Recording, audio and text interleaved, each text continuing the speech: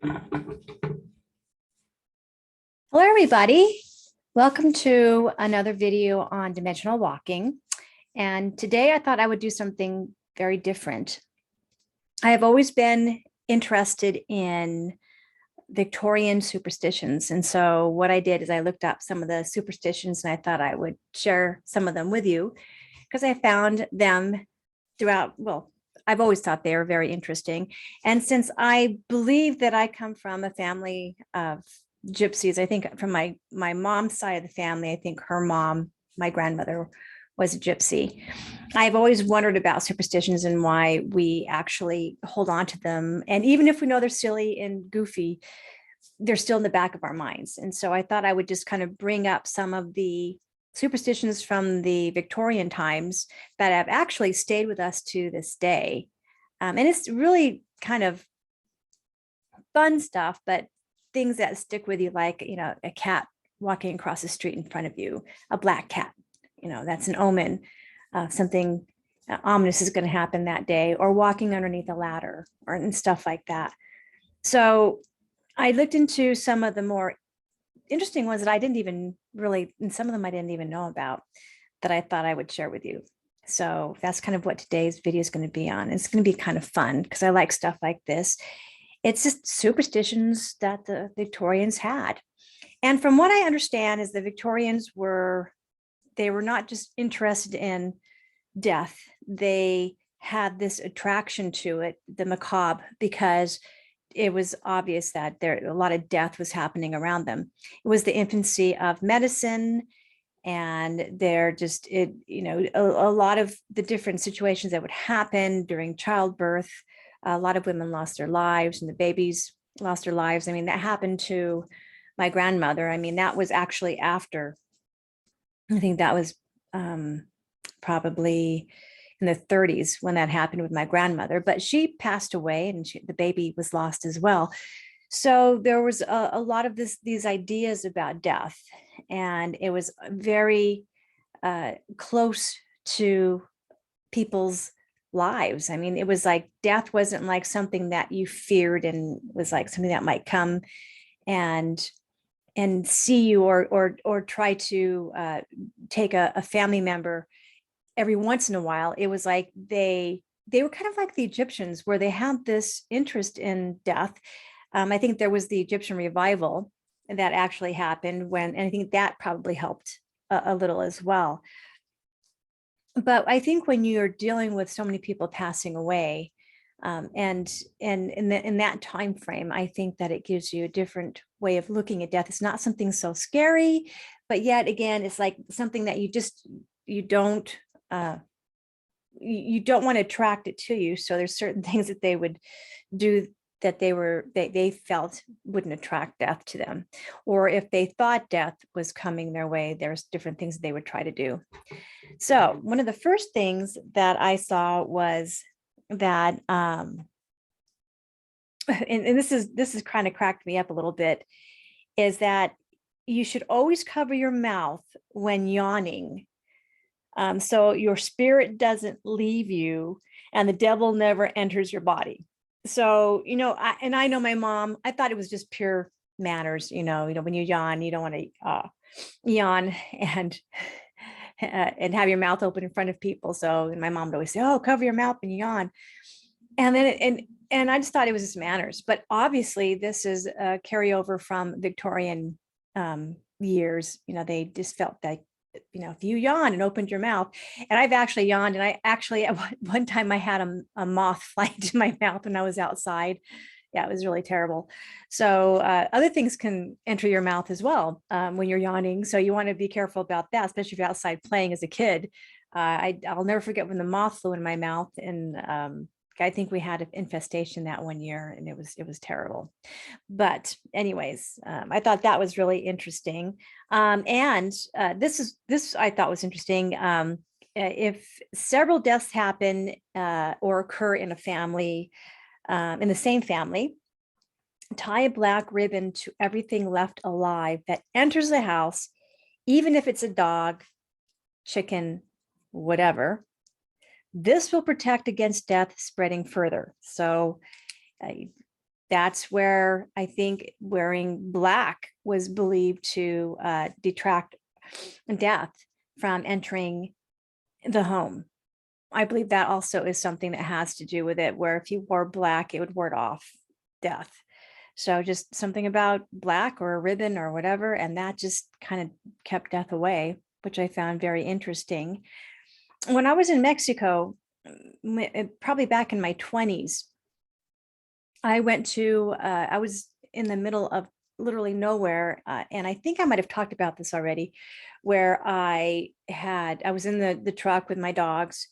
And I was married at the time to a cowboy. So we were traveling, following the owner of this ranch, who was a good friend of ours. And he was actually president of the Cattlemen's Association in Chihuahua City, Mexico. And he had a family that had been working with him for many, many years. And the old man died. And so I guess the mom was left and the daughter, and I think there was a son. And so he invited us to come over, even though we didn't know this man. They viewed death a little bit differently. They wanted people there at the funeral to kind of commemorate and celebrate his life. So we went, and it was like, oh my God, it was, we drove up ravines and all these places, and it took hours. I mean, it literally took 4 to 5 hours. And at certain points we had to use the 4-wheel drive because it was so steep. But we finally made it to this ranch that was absolutely beautiful. And it really reminded me of an area inside the Grand Canyon, because we had high cliffs, sandstone colored rocks and walls of rocks going up. And it was absolutely beautiful. And we were kind of in the middle of a valley. And one thing that ended up happening was when we got there, there were quite a few people who were sitting in the room, and the man's casket was in this one room, and all the mirrors were covered. There was not one mirror that wasn't covered. And they didn't want him to, I think, either go through the mirror, or they didn't want him to reflect back through the mirror, or anything else to come through, because they also believed that when the death occurred, and this isn't necessarily Victorian, but I think this goes way back. They just didn't want anything coming through the mirrors, because mirrors are considered portals. And so they had all the mirrors covered, and they actually stopped the clock, but I'll get to that in just a little bit.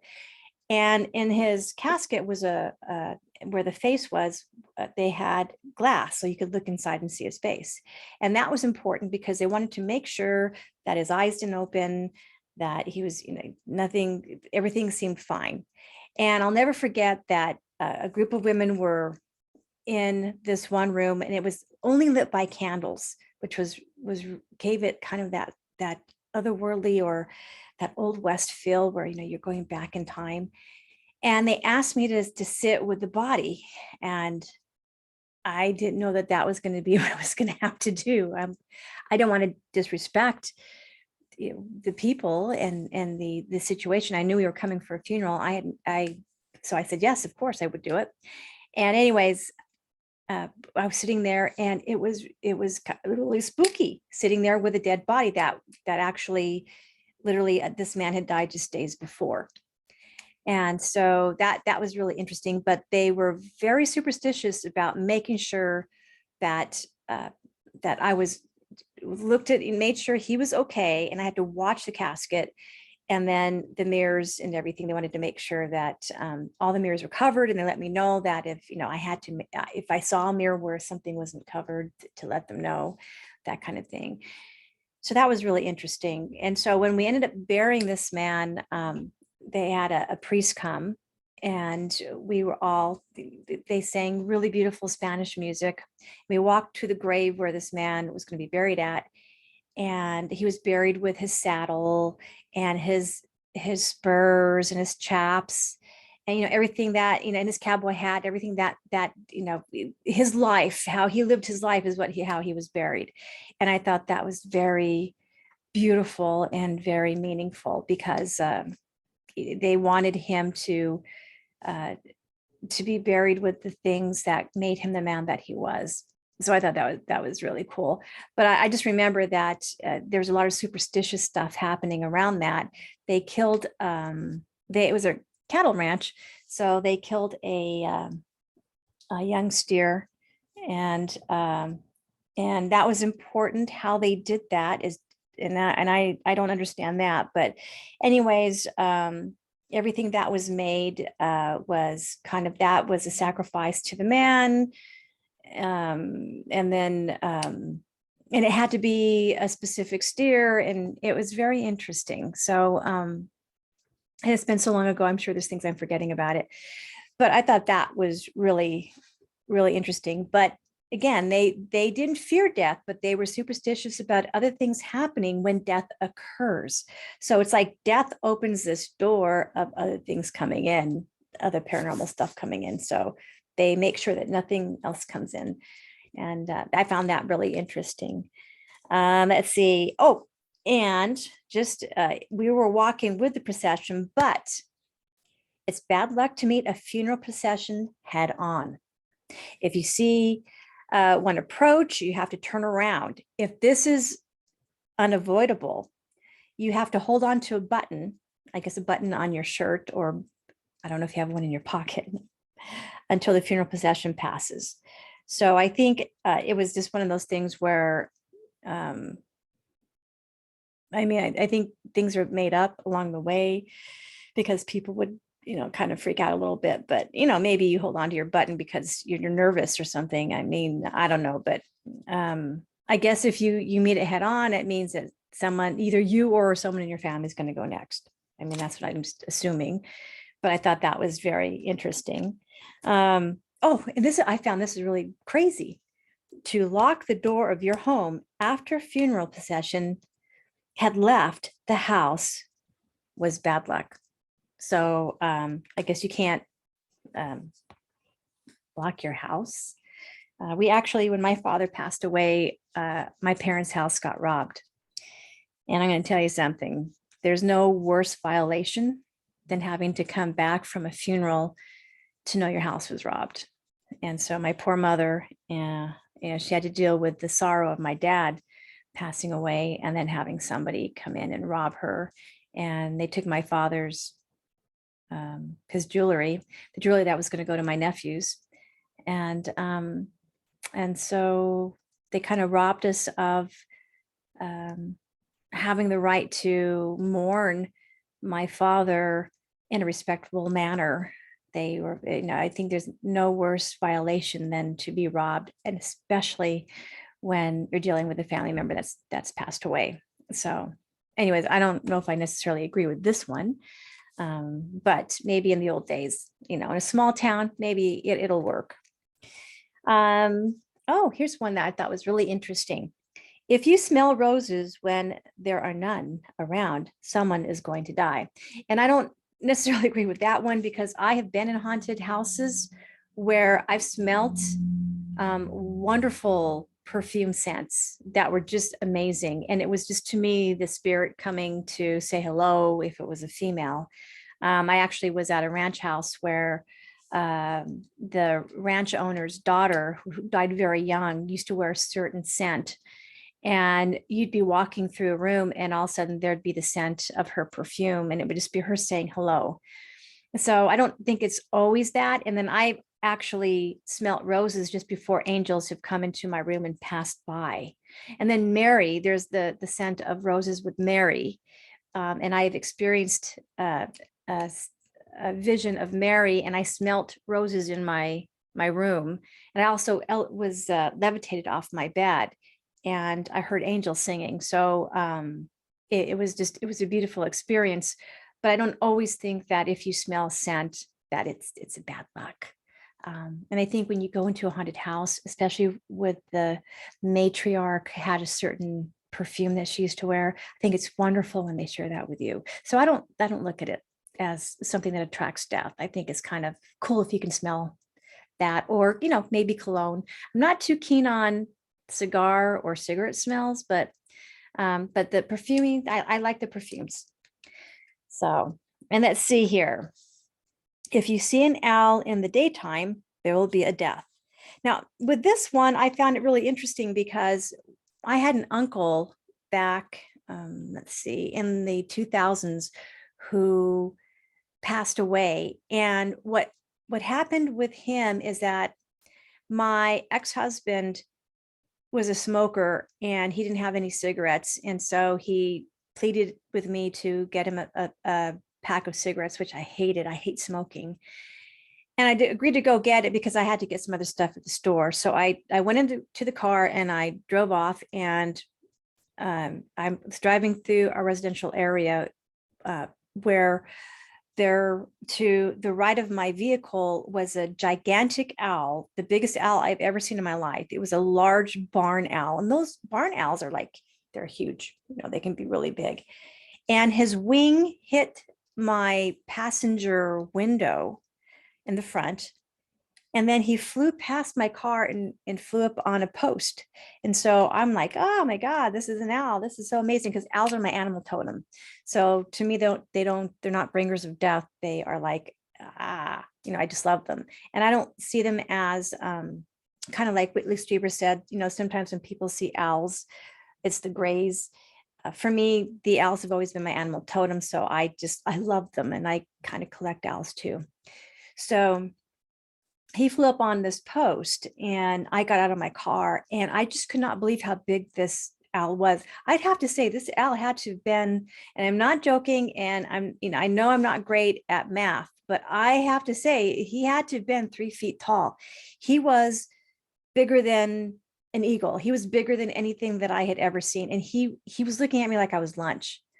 And that kind of concerned me, because I pulled my car over to where the post was, put my lights on, and emergency lights on. And then I looked at him, and I was just amazed at how beautiful he was. But he didn't seem normal.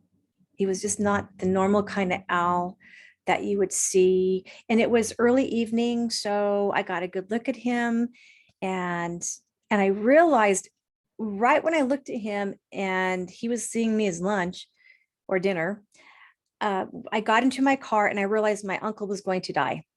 And I don't know if the type of owl that comes for death is different than the owls in nature. At that time, I didn't know there was really a difference, but I truly believe there is. I think the owl that comes to let us know there's a death in the family, that's going to happen, because my uncle died weeks later from lung cancer.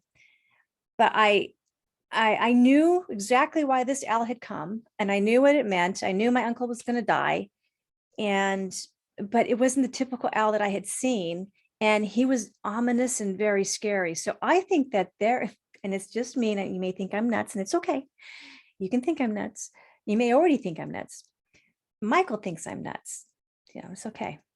But I think there's a different owl that comes for death, like almost like a companion to the Reaper, than the typical owl that comes from nature or is your animal totem. This was different. So I had an experience with that owl that was very uncomfortable. And what was really interesting, it was very, it wasn't that nice, wonderful feeling of seeing your animal totem and, connecting with nature. It was just like, this thing was letting me know he was in charge. It was the boss. And I was like, go ahead and be the boss. I'm going to leave. And so I left, and I've never had that kind of experience since. Even when my parents died, when my dad died and my mom died 44 days later, I didn't have an experience with an owl coming. It was weird that one particularly came from my uncle, about telling me about my uncle. But anyways, I'm kind of glad that was the only experience I had, because it was kind of scary. So that's my owl experience with death. That was pretty kind of scary and crazy. Oh, here's one that I thought was really interesting. If a picture falls off the wall, there will be a death of someone you know. So it doesn't mean family. It could just mean someone that you know. But you know what? But what if you have paranormal activity in your house? When my brother-in-law visits my sister, my oldest sister, he turns the pictures wonky. They're off, they're turned this way and that way to let her know that he's there visiting her. And then I've been in homes where the pictures have fallen off. And then I know there's a lot of poltergeist situations and experiences that people have where they knock the pictures off. So that's a tough one because, I mean, you know, paranormal happens, then what do you do, right? So I think with that one, it's a 50-50, you know, who knows? But either way, it's interesting, right? You know, I mean, if there's paranormal activity, you kind of know where it's coming from. If it falls off for no reason and you don't have any paranormal experiences, I don't know if you need to really be worried that someone's going to die. But it makes you think. So I don't know. I don't really know what to think about that one. Okay. And this is the one about the clock. So I don't know if you remember in the movie Fried Green Tomatoes, when one of the main characters passed away, they actually stopped the clocks. And so it's important to stop the clock at the time of the deceased passing in order to avoid your own untimely death. So they used to do that in the Victorian times, that no more family members would die. So every clock in the home would be stopped at the time of the family member's death. And so I found that interesting, that because I remembered in the movie Fried Green Tomatoes that they had done that. I thought, why did they do that? So now I know. I probably should have looked, you know, researched it before now, I mean, but, you know, I figured I'd probably eventually get to it. And it says here for more, let's see. Oh, this is interesting. I found this really weird. Corpses should be, or the family member, the body should be removed from the household feet first to prevent the spirit from looking back and beckoning another member in the family to follow. So I don't really know if search and rescue, or I mean, people who come, I can't even talk today. If anybody who comes to take the bodies or the family members out, do they know this? Do they take them head first or feet first? Would you ask them to take them head first or feet first? If you know this now, if you're watching this and you're wondering about that, how would it change your mind on it? I mean, I don't think it would back in, but you know what? Hey, I have to say this. My mom died 44 days after my dad. She was just heart sick, but hey, she passed away. Maybe my dad beckoned her, but she really wanted to go. So who knows about that one? I found that one very interesting. And I don't know, maybe I might, you know, tell Michael that if I go before him, have me feet first so I don't beckon him to come with me, you know. And here's another one. A dog howling at night when someone in the house is sick is a bad omen. It can be reversed by reaching under the bed and turning over a shoe. So maybe we all need to have shoes under our beds. And where we live, the dogs bark whether we're sick or not. Do I need to have a shoe under my bed every time the dog barks? I mean, I don't know. I don't know if that one works anymore because we're really crowded now in residential areas and where we live. I mean, unless you're on a ranch or a farm, but I don't really know. Now, if it's a weird howl and you're on a farm or a ranch, I would be more worried about the animals outside than I would be about death. I mean, maybe death for my animals. I'd probably go out and try to see what it is, but that's just me. But anyways, I thought that was interesting. Okay, this is really cool. I found this really interesting because it really truly shows the mindset of the Victorians. So the first subway system in the United States opened in Boston on September 1st, 1897, to help eliminate congestion on the streets caused by the trolleys and the horses. Many Massachusetts residents were opposed to the idea of traveling underground as they believed it would bring them physically closer to the devil. So I guess they believe that the further down you go in the earth, that the devil's there. So, I mean, I don't know, but yeah, maybe that's where they think hell is. You know, it's really weird. I mean, where did they really think hell was? Huh. Anyways, I found that very interesting. And, you know, I think people kind of got past that when they realized, well, you know, it was easier to travel and not to worry about that. Let's see. Oh, this is interesting. I think we all know about this one, especially those of us who have done paranormal, you know, haunting and research and stuff like that. Hiding a child's used shoe under the floorboards. And I think this is when people used to build their houses and stuff like that, or would redo houses or redo floors and stuff. So let me say that one more time. Hiding a child's used shoe under the floorboards, walls, or chimneys was believed to bring good luck. So this is a good luck one. This isn't like a bad omen thing. This is like supposed to bring you good luck. And I thought that was really interesting. Now, I did find some things, and a little caveat here because it's about sex, about sex, that I found very interesting. I thought I would throw them in here too. Is one that it was believed in Victorian times that lazy sex would turn your children ugly. So I got the biggest kick out of that one. So anyways, I thought I'd share that. You know, hey, maybe there's something to that. I don't know. I'm just, just throwing it out there. The other one is ladies were not supposed to talk when attempting to procreate.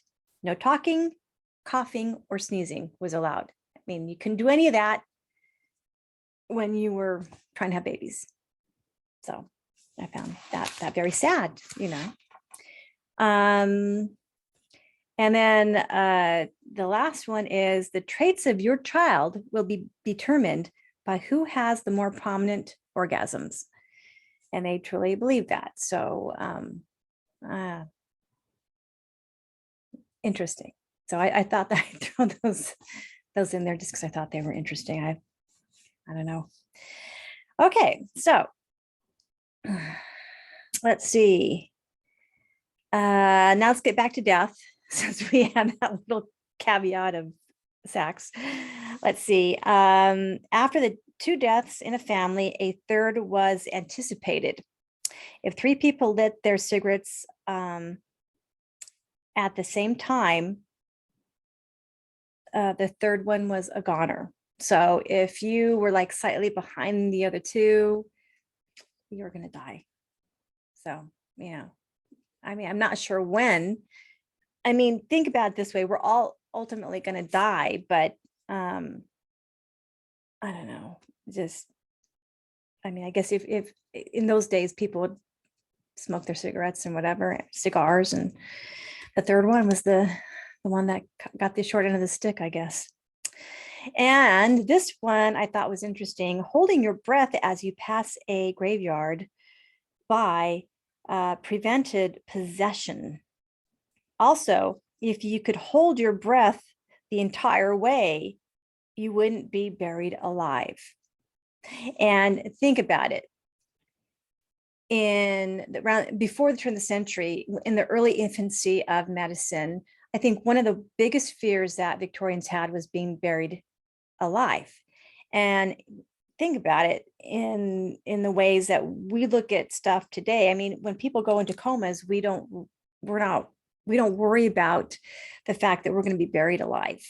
We know that with the advancement of medicine that, I mean, you could be in a coma for weeks and months, and you know you're not going to be buried alive. But in those days, the infancy of medicine was to such a state that if you had the local doctor who was, having to travel by horse and buggy, having to go from home to home to decide, if somebody was alive or dead, they could mistake someone who was in a coma or having, someone who wasn't really breathing normal. They could probably just say, oh, well, they're dead. And they They didn't do any kind of autopsies and stuff like that, like we do today.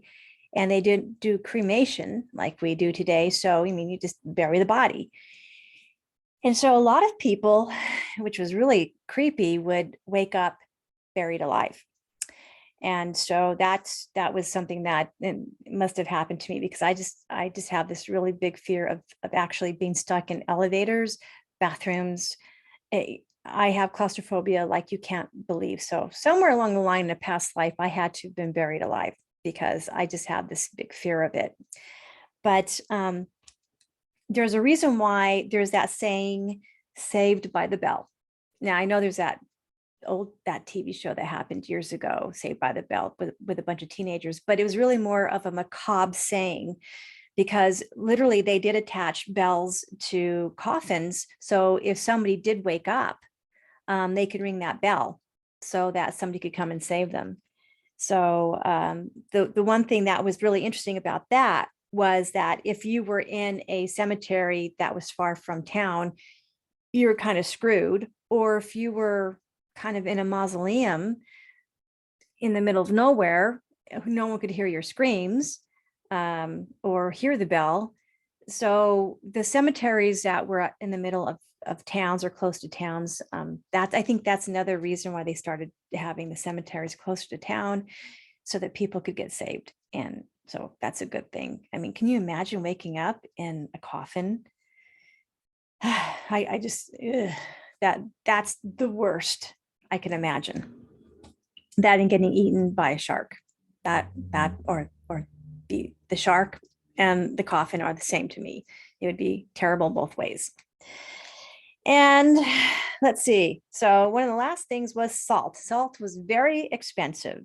And if you spilt any or wasted it foolishly, you had to immediately make an offering, I guess, to God by throwing with your right hand, by throwing salt over your right hand, over your left shoulder, since it was believed that the devil stood at God's left shoulder, here blinding him or distracting him from blighting you.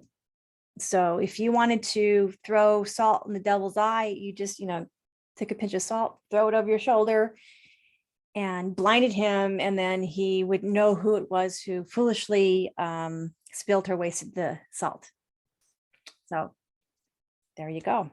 I thought that was very, very interesting. And anyways, I thought you might enjoy these. I mean, I actually enjoyed finding these and researching them for you guys. If you have any that you know of that you want to share in the comments below, please feel free to share them. Or if you have any interesting stories, please feel free to share them. You can also write Michael and me at dimensionalwalking@gmail.com. And if you have any questions or anything, please feel free to write us and ask. We really appreciate you guys watching our videos and listening in. And if you have any ideas of other topics you'd like us to do, please let us know. And we're more than happy to see if we can do it. That's what this is all about. So take care. I appreciate you watching, and I'll be seeing you in the next video. Bye-bye.